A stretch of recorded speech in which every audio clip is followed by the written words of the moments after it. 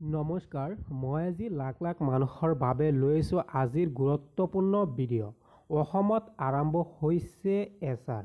এছআৰ কৰিবলৈ হ'লে কি ডকুমেণ্টছ লাগিব, লগতে এছআৰ কৰাৰ সময়ত ভোটাৰ তালিকাৰ পৰা কাৰ নাম কৰ্তন কৰা হ'ব, আজি আপোনালোকক সবিশেষ তথ্য জনাই দিম এই ভিডিঅ'ৰ জৰিয়তে। আপোনালোকে এই ভিডিঅ'টো প্ৰথমৰ পৰা শেষলৈ চালে বুজিব পাৰিব কাৰ নাম কৰ্তন কৰা হ'ব। যিহেতু বহু মানুহে ভয় খাই আছে যে ভোটাৰ তালিকাৰ পৰা নাম কৰ্তন হ'ব লাখ লাখ লোকৰ, তেনেহ'লে আপোনালোকক কৈ দিওঁ এই ভিডিঅ'টো প্ৰথমৰ পৰা শেষলৈ চাব।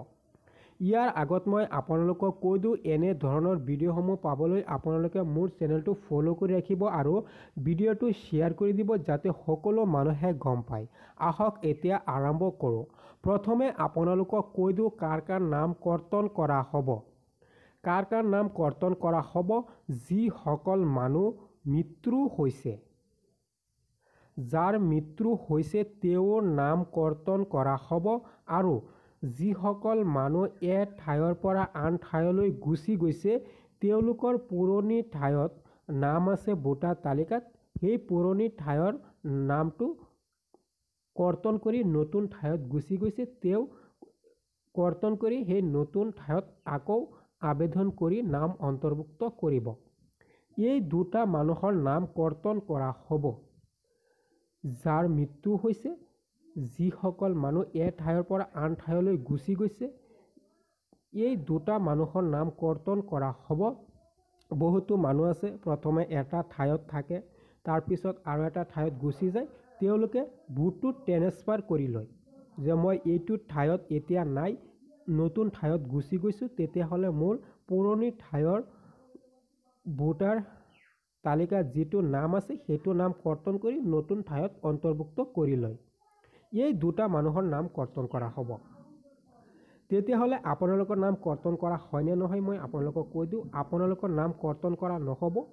আপোনালোকৰ ঘৰত ভিঅ'লৈ যাব, তাত এটা ফৰ্ম পাব, সেইটো ফৰ্মত আপোনালোকৰ ফটো থাকিব, আপোনালোকৰ নাম থাকিব, আপোনালোকৰ ভোটাৰ ID নাম্বাৰ থাকিব, তাত আপোনালোকৰ এটা চহী কৰিব লাগিব, তেতিয়াহ'লে আপোনালোকৰ এছআৰ হৈ যাব।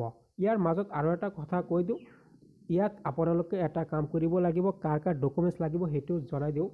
যদি আপোনালোকৰ ভোটত কিবা নাম ভুল, এড্ৰেছ ভুল, যিকোনো ভুল আছে, ডেট অফ বাৰ্থ থাকে, এড্ৰেছ থাকে, নাম থাকে, দেউতাকৰ নাম থাকে, মোবাইল নম্বৰ আপডেট কৰিবলগীয়া হয়, তেনেহ'লে আপোনালোকৰ ডকুমেণ্টছ লাগিব।